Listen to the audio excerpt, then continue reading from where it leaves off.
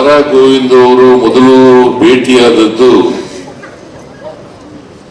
ನಾನು ಕನ್ನಡ ಕಾವಲು ಸಮಿತಿ ಅಧ್ಯಕ್ಷನಾಗಿದ್ದೆ. ಸಾರಾ ಗೋವಿಂದ್ ಮತ್ತು ವೆಂಕಟೇಶ್,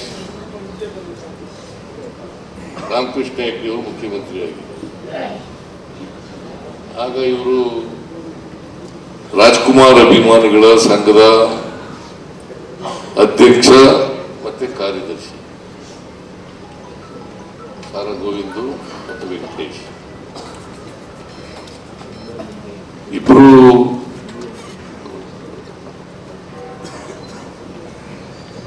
ರಾಮಕೃಷ್ಣ ಹೆಗ್ಡೆ ಅವರು ಇವರಿಬ್ಬರನ್ನು ಸಭೆ ಕರೆದಿದ್ರು ಚರ್ಚೆ ಮಾಡಲಿಕ್ಕೆ, ರಾಜ್ಯದ ಸಮಸ್ಯೆಗಳ ಬಗ್ಗೆ, ಕನ್ನಡದ ಸಮಸ್ಯೆಗಳ ಬಗ್ಗೆ ಚರ್ಚೆ ಮಾಡಲಿಕ್ಕೆ ಸಭೆ ಕರೆದಿದ್ರು. ನಾನು ಕನ್ನಡ ಕಾವಲು ಸಮಿತಿ ಅಧ್ಯಕ್ಷನಲ್ಲ, ನನ್ನನ್ನು ಕರೆದಿದ್ರು. ಆಗ ಇವರಿಬ್ಬರು ಪರಿಚಯ ಆಯಿತು, ವೆಂಕಟೇಶ್ ಮತ್ತು ಸಾರಾ ಗೋವಿಂದ್. ಅವತ್ತಿನಿಂದ ಇವತ್ತವರೆಗೆ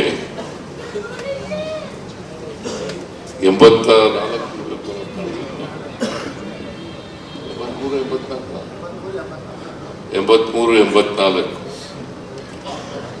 ಯಾಕಂದ್ರೆ ನಾನು 83ರಲ್ಲಿ ಕನ್ನಡ ಕಾವಲು ಸಮಿತಿ ಅಧ್ಯಕ್ಷನಾದೆ.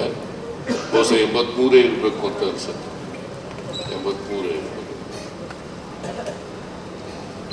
ಆಗ ಸಾರಾ ಗೋವಿಂದ್ ಪರಿಚಯ ಆಯಿತು. ಮತ್ತೆ ನಮ್ಮ ಜಿಲ್ಲೆಯವರು ಇಲ್ಲಿ ಬೆಂಗಳೂರಿನಲ್ಲಿ ಬಂದು ಕನ್ನಡದ ಪರ ಹೋರಾಟ ಮಾಡ್ತಾ ಇದ್ದಾರಲ್ಲ ಅಂತಕ್ಕಂಥ ಹೆಮ್ಮೆ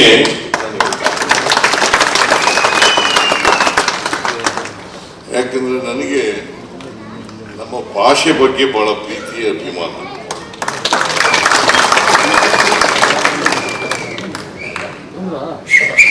ನಾನು ಲಾಯರ್ ಆಗಿದ್ದಂಥವನು.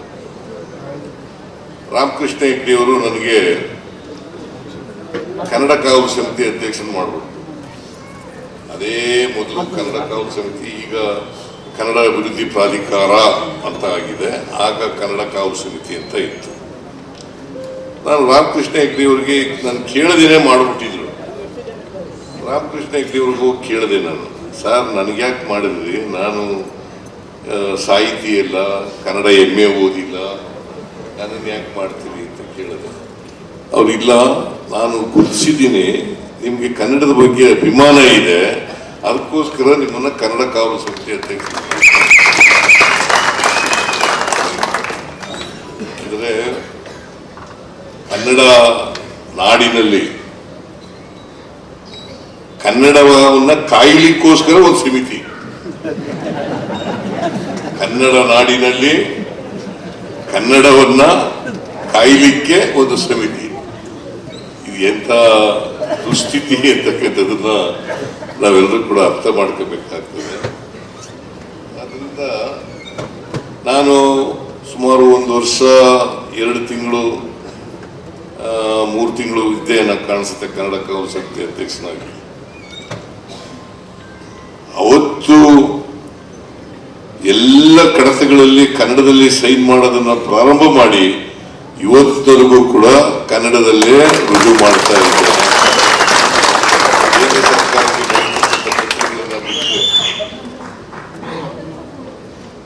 ರಾಜ್ಯ ಸರ್ಕಾರದ ಒಳಗಡೆ ಇರ್ತಕ್ಕಂಥ ನಮ್ಮ ಆಡಳಿತ ಭಾಷೆಯ ವ್ಯವಸ್ಥೆಯಲ್ಲಿ ಕನ್ನಡದಲ್ಲೇ ವ್ಯವಹರಿಸ್ತಕ್ಕಂಥದ್ದು, ಕನ್ನಡದಲ್ಲೇ ಮಾತಾಡ್ತಕ್ಕಂಥದ್ದು, ಕನ್ನಡದಲ್ಲೇ ಸೈನ್ ಮಾಡ್ತಕ್ಕಂಥದ್ದನ್ನು ಕೂಡ ಇವತ್ತು ಕೂಡ ಮಾಡ್ತಾ ಇದ್ದೇನೆ.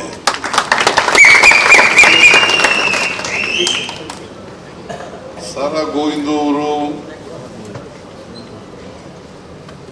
ಕನ್ನಡ ರಾಜ್ಕುಮಾರ್ ಅವರ ಅಭಿಮಾನಿಗಳ ಸಂಘದ ಅಧ್ಯಕ್ಷರಾಗಿ ಹೊಸ ಅನೇಕ ಕನ್ನಡ ಪರವಾದಂತಹ ಹೋರಾಟಗಳನ್ನು ಮಾಡಿದ್ದಾರೆ. ಕನ್ನಡದ ಬಗ್ಗೆ ಅಭಿಮಾನ ಇದ್ದಾಗ ಮಾತ್ರ ಅದು ಸಾಧ್ಯ ಆಗ್ತದೆ, ಬದ್ಧತೆ ಇದ್ದಾಗ ಮಾತ್ರ ಸಾಧ್ಯ ಆಗ್ತದೆ. ಕರ್ನಾಟಕದಲ್ಲಿ ಕನ್ನಡವೇ ಸಾರ್ವಭೌಮ ಭಾಷೆ ಆಗಬೇಕು, ಕನ್ನಡ ಚಲನಚಿತ್ರಗಳನ್ನ ಜನ ನೋಡಬೇಕು, ಕನ್ನಡ ಚಲನಚಿತ್ರಗಳು ಪ್ರವರ್ಧಮಾನಕ್ಕೆ ಬರಬೇಕು. ಬೇರೆ ಭಾಷೆಯನ್ನ ವಿರೋಧ ಮಾಡ್ತೀನಿ ಅಂತ ಅಲ್ಲ.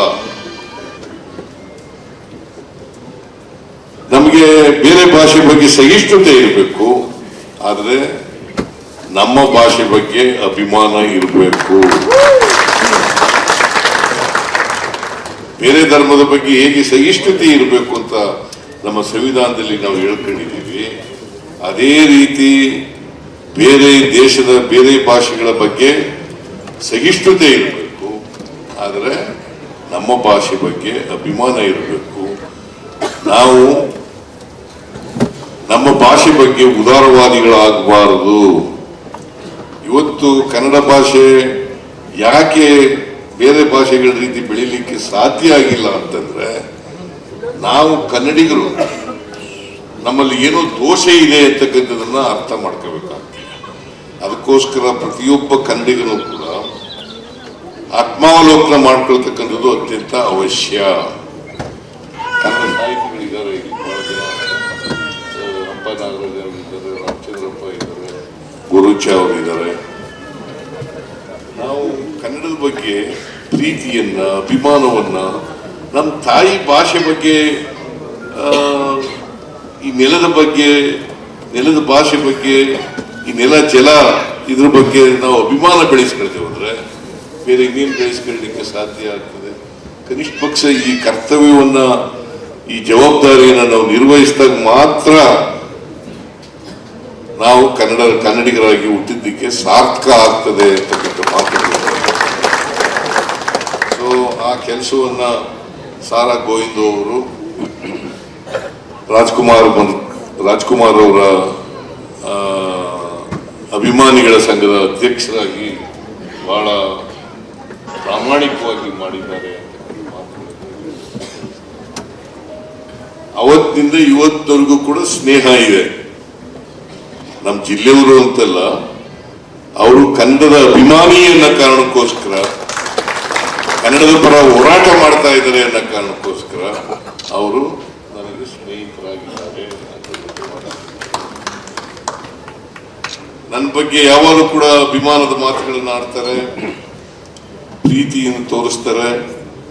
ನಾನು ಕೂಡ ಅಷ್ಟೇ ಅಭಿಮಾನದಿಂದ, ಗೌರವದಿಂದ ಗೋವಿಂದ ಅವರನ್ನ ಕಾಣ್ತಕ್ಕಂಥ ಕೆಲಸವನ್ನ ಮಾಡ್ತಾ ಇದ್ದೀನಿ ಅಂತಕ್ಕಂಥ